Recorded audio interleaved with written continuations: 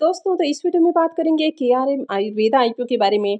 तो चले जानते हैं कि ये कंपनी क्या काम करती है, इसके फाइनेंशियल कैसे हैं। ग्रे मार्केट में प्रीमियम किस प्राइस के ऊपर ट्रेड कर रहा है और इस आईपीओ में अप्लाई करना चाहिए या फिर नहीं करना चाहिए। वैसे वीडियो कोई रिकमेंडेशन नहीं है, वीडियो सिर्फ और सिर्फ इन्फॉर्मेशन और एजुकेशन के पॉइंट ऑफ व्यू से बनाई जा रही है। तो कहीं भी इन्वेस्टमेंट से पहले अपनी खुद की एनालिसिस करें, अपने फाइनेंशियल एडवाइजर से कंसल्ट करें और उसके बाद ही कहीं भी इन्वेस्टमेंट करें। सबसे पहले कंपनी के बिजनेस के बारे में बात करें तो कंपनी का नाम है केआरएम आयुर्वेदा।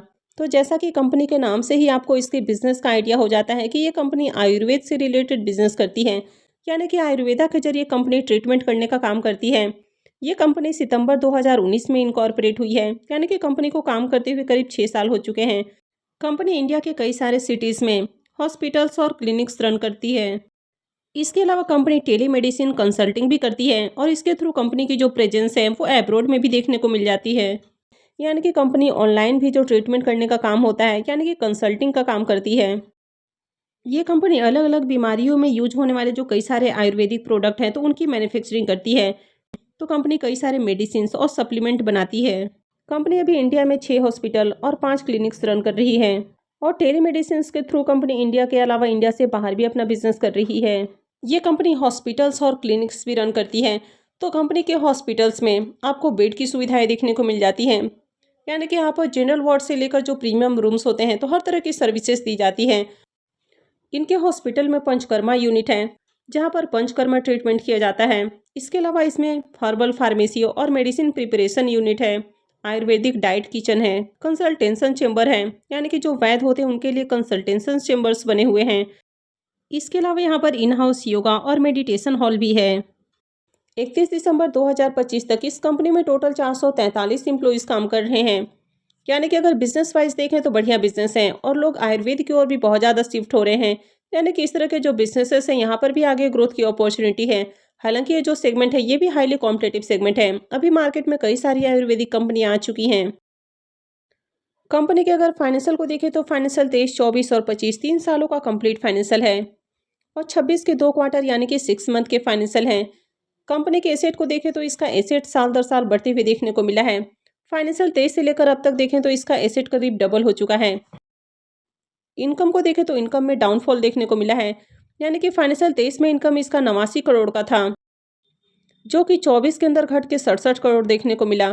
25 में थोड़ी ग्रोथ आई, लेकिन अभी भी कंपनी ने 76 करोड़ का ही इनकम बनाया है। यानी कि अभी भी जो 23 का इनकम है उसको कंपनी बीट नहीं कर पाई है। और फाइनेंशियल 26 के 2 क्वार्टर में भी देखें तो 48 करोड़ का इनकम है। अब प्रॉफिट को देखें तो फाइनेंशियल 23 में कंपनी का प्रॉफिट जहां 7 करोड़ 60 लाख का था, 24 में गिरकर 3 करोड़ 41 लाख देखने को मिला। 25 में देखें तो कंपनी के प्रॉफिट में ग्रोथ देखने को मिली और कंपनी ने 12 करोड़ से ज़्यादा का प्रॉफिट बनाया है। 26 के 2 क्वार्टर में भी देखें तो 8 करोड़ 14 लाख का प्रॉफिट है। यानी कि फाइनेंशियल 24 में कंपनी के प्रॉफिट में गिरावट आई, उसके बाद से देखें तो बढ़िया ग्रोथ देखने को मिली है। इबिट्टा को भी देखें तो इबिट्टा भी पहले से इंक्रीज हुआ है। नेटवर्थ भी लगातार बढ़ते हुए देखने को मिला है। रिजर्व को देखें तो साल दर साल कंपनी का रिजर्व भी इंक्रीज हुआ है। अभी कंपनी के पास 20 करोड़ से ज़्यादा का रिजर्व है। अगर कर्ज को देखें तो इसका कर्ज पहले से कम हुआ है। अभी कंपनी के ऊपर 25 करोड़ का कर्ज है। हालांकि कंपनी आईपीओ से जो फंड रेज करने वाली है तो उसमें से 12.5 करोड़ रुपए कर्ज के भुगतान के लिए खर्च करेगी, तो आगे इसका कर्ज और कम हो जाएगा। यानी कि अगर ओवरऑल फाइनेंशियल को देखें तो ओके ओके फाइनेंशियल है। अब ये जो आईपीओ है ये 21 जनवरी को यानी कि नेक्स्ट वीक में वेडनेसडे से ओपन हो रहा है और 23 जनवरी को ये क्लोज होगा। आईपीओ में प्राइस बैंड 128 से 135 रुपये है, यानी कि 135 इसमें कट ऑफ प्राइस है। कंपनी के मार्केट कैप को देखें तो कंपनी 287 करोड़ के वैल्यूएशंस के अराउंड आईपीओ लेकर आ रही है, यानी कि कंपनी एसएमई सेगमेंट में अपना आईपीओ लेकर आ रही है। आईपीओ के डिटेल्स को देखें।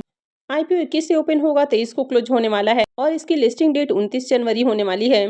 फेस वैल्यू 10 रुपये पर शेयर है। बुकिंग प्राइस 135 है। आईपीओ में 1000 शेयर्स का लॉट रखा गया है। आईपीओ 77 करोड़ का होने वाला है, जिसमें 8 करोड़ का पोर्शन मार्केट मेकर के लिए है। मानसी शेयर ने स्टॉक ब्रोकिंग इसका मार्केट मेकर है और करीब 70 करोड़ का पोर्शन पब्लिक के लिए रखा गया है। पूरा का पूरा आईपीओ फ्रेश इशू का आईपीओ होने वाला है।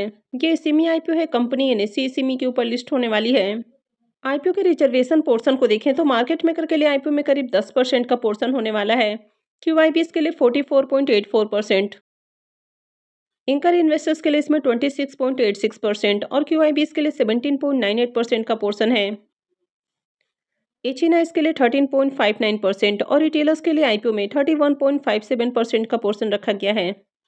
आईपीओ में 1000 शेयर्स का लॉट है, यानी कि अगर आप रिटेल पोर्शन से अप्लाई करते हैं तो मिनिमम 2 लॉट यानी कि 2000 शेयर्स के लिए एप्लीकेशंस लगाना होगा और इस आईपीओ में मिनिमम इन्वेस्टमेंट अमाउंट 2,70,000 रुपये रहेगा। अब अगर इसके आरओई को देखें तो आरओई इसका काफ़ी अट्रैक्टिव है। आरओसी भी शानदार देखने को मिल रहा। डेट टू इक्विटी रेशियो पहले 1.31 का था, जो कि अभी 0.69 का है और आगे ये और कम हो जाएगा। रिटर्न ऑन नेटवर्थ भी इसका अट्रैक्टिव है। पैट मार्जिन भी देखें तो पैट मार्जिन भी बढ़िया है। इबिटा मार्जिन भी इसका अच्छा है और प्राइस टू बुक वैल्यू को देखें तो ये भी अच्छा है। इसका ईपीएस 7.79 का है, तो ईपीएस ओके ओके है, बहुत अट्रैक्टिव ईपीएस नहीं है। पी मल्टीपल 17.32 का है, तो कंपनी यहाँ पर रिजनेबल प्राइस के अराउंड आईपीओ लेकर आ रही है। प्राइस बहुत ज़्यादा एक्सपेंसिव नहीं रखा गया है, तो ये इसमें एक प्लस पॉइंट है। प्रमोटर्स की होल्डिंग अभी 92.16% है, जो कि आईपीओ लिस्टिंग के बाद 67.28% हो जाएगी। कंपनी के मार्केट कैप को देखें तो कंपनी 287 करोड़ के वैल्यूएशन के ऊपर अपना आईपीओ लेकर आ रही है। तो चलिए एक बार इस कंपनी को इसके पीयर से भी कंपेयर करके देख लेते हैं। केआरएम आयुर्वेदा का पी मल्टीपल 17.32 का है। जीना सीखो लाइफ केयर का पी मल्टीपल 76.58 का और वैद्यासाना आयुर्वेदा का पी मल्टीपल 93.20 का है। तो मार्केट में इसकी जो दोनों लिस्टेड पीयर कंपनियां देखने को मिल रही हैं, अगर इनसे कंपेयर करें तो कंपनी सस्ते प्राइस के ऊपर आईपीओ लेकर आई है, यानी कि प्राइस वाइज देखा जाए तो रीजनेबल प्राइस रखा गया है। अब आईपीओ के ऑब्जेक्टिव की बात करें कि कंपनी आईपीओ से जो फंड रेज करने वाली है तो उसको कहाँ यूज करेगी। कंपनी 13.67 करोड़ रुपए कैपिटल एक्सपेंडिचर यानी कि कंसल्टेंट और टेलीमेडिसिन के डेवलपमेंट के ऊपर खर्च करने वाली है। 1.42 करोड़ रुपए कंपनी सीआरएम सॉफ्टवेयर और हार्डवेयर इंफ्रास्ट्रक्चर के लिए खर्च करने वाली है। 5.44 करोड़ रुपए कंपनी ह्यूमन रिसोर्सेज के लिए खर्च करने वाली है। 12.50 करोड़ रुपए रीपेमेंट और प्रीपेमेंट के लिए यूज किया जाएगा। 22.90 करोड़ रुपए वर्किंग कैपिटल रिक्वायरमेंट के लिए खर्च किया जाने वाला है और बाकी का जो पैसा है वो जनरल कॉर्पोरेट पर्पस के लिए यूज किया जाएगा। आईपीओ के शेड्यूल को देखें तो आईपीओ 21 जनवरी से यानी कि नेक्स्ट वीक में वेडनेसडे से ओपन हो रहा है और ये 23 जनवरी को क्लोज होगा। अलॉटमेंट डेट इसकी 27 जनवरी होने वाली है। रिफंड डेट 28 जनवरी रहेगा। क्रेडिट डेट भी 28 जनवरी होने वाला है और आईपीओ की लिस्टिंग 29 जनवरी को होगी। अब इसके प्रीमियम को देखें तो इसका प्रीमियम अभी 20 रुपये के ऊपर ट्रेड कर रहा। आईपीओ में 1000 शेयर्स का लॉट है, यानी कि 2 लॉट से 40,000 रुपये करीब प्रॉफिट की उम्मीद है। इसके प्रीमियम को देखें तो इसका प्रीमियम 15% के राउंड ट्रेड कर रहा है, तो डिसेंट प्रीमियम है, हालांकि बहुत हाई प्रीमियम नहीं है। अब कंपनी के अगर ओवरऑल बिजनेस को देखें तो बढ़िया बिजनेस है, फाइनेंशियल भी ओके ओके है। कंपनी के ऊपर ज़्यादा कर्ज नहीं है, तो ये भी इसमें एक प्लस पॉइंट है। और कंपनी आईपीओ से जो फंड रेज करने वाली है तो उसमें से कुछ पैसा कर्ज के भुगतान के लिए खर्च करेगी, तो आगे कंपनी का कर्ज और कम होने वाला है। और एक और जो बड़ा प्लस पॉइंट इसमें देखने को मिल रहा कि ये आईपीओ रीजनेबल प्राइस के ऊपर आया है, यानी कि प्राइस वाइज कंपनी बहुत एक्सपेंसिव प्राइस के ऊपर आईपीओ लेकर नहीं आई है। तो ऐसे में उम्मीद है कि आईपीओ की लिस्टिंग थोड़ी अट्रैक्टिव प्राइस के ऊपर हो सकती है, हालांकि ये रिकमेंडेशन बिल्कुल भी नहीं है। अभी देखें तो प्रीमियम बहुत अच्छा देखने को नहीं मिल रहा है और इसी में आईपीओ बहुत ज़्यादा रिस्की होते हैं। किसी भी रीजन से अगर मार्केट में गिरावट आती है और आईपीओ की लिस्टिंग अगर डिस्काउंट में जाती है तो आईपीओ से बड़ा नुकसान भी होता है।